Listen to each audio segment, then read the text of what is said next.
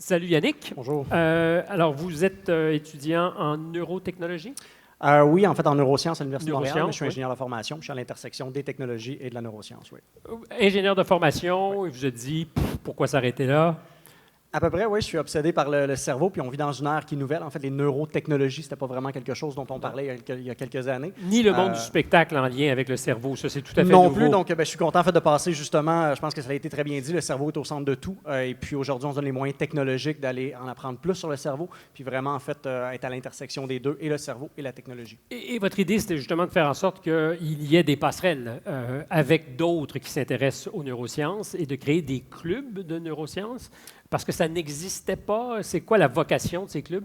Exactement. En fait, justement, en voyant les nouvelles tendances vers les neurotechnologies, en 2015, on a démarré NeurotechX, qui est une communauté internationale sur les neurotechnologies avec pour mission de faciliter le développement des neurotechnologies. Une mission très ambitieuse et une des initiatives, parce qu'en fait, on est dans une vingtaine de villes qui a des chapitres, on fait beaucoup d'événementiels et on a beaucoup d'étudiants de premier cycle qui venaient nous voir et il n'y avait pas d'option. Tant qu'on n'a pas commencé une maîtrise ou un doctorat dans le milieu, il n'y avait pas vraiment d'option. Donc, ils regardaient des vidéos sur YouTube, mais ils voulaient commencer à être inspirés par les neurotechnologies.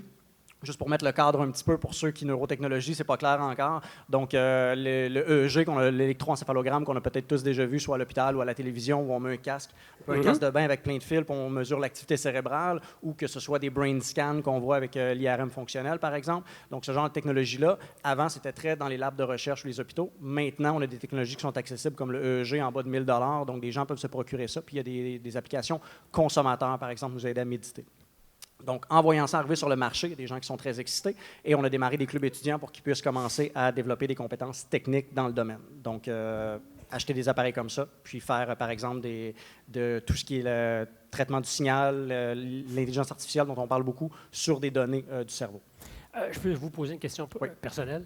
Qu'est-ce que vous mettez dans vos cornflakes le matin? Parce que vous avez l'air d'avoir de l'énergie en chien. Oui, bien aujourd'hui, en fait, je suis un petit peu entre deux. J'étais en Russie ce matin, donc un peu une journée un peu bizarre. Justement, j'avais une conférence sur les neurotechnologies, où on a des clubs étudiants d'ailleurs, parce qu'on a démarré l'initiative à Montréal, ici. Et là, vous avez à Singapour, en Russie et ailleurs en des Israël, satellites? à Lima, au Pérou. Donc, on mise beaucoup sur l'inclusivité. Donc, aller chercher non pas juste, on a les San Francisco de ce monde, on a Berkeley, on a beaucoup d'universités, mais d'aller chercher des universités un peu plus comme là en Inde, à Mumbai, on est en train d'ouvrir un nouveau club étudiant aussi. Donc, vraiment aller chercher tous les gens qui vont créer ce futur-là de demain. Vite, on est où là?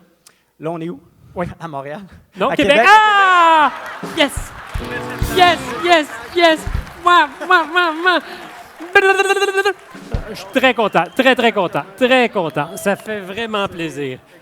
Pendant une fraction de seconde, je me suis dit, il est vraiment parfait, top shape, il n'y a rien de On est humain, c'est pour ça qu'on a besoin d'un peu de technologie dans le cerveau pour nous aider. Merci beaucoup. Un plaisir.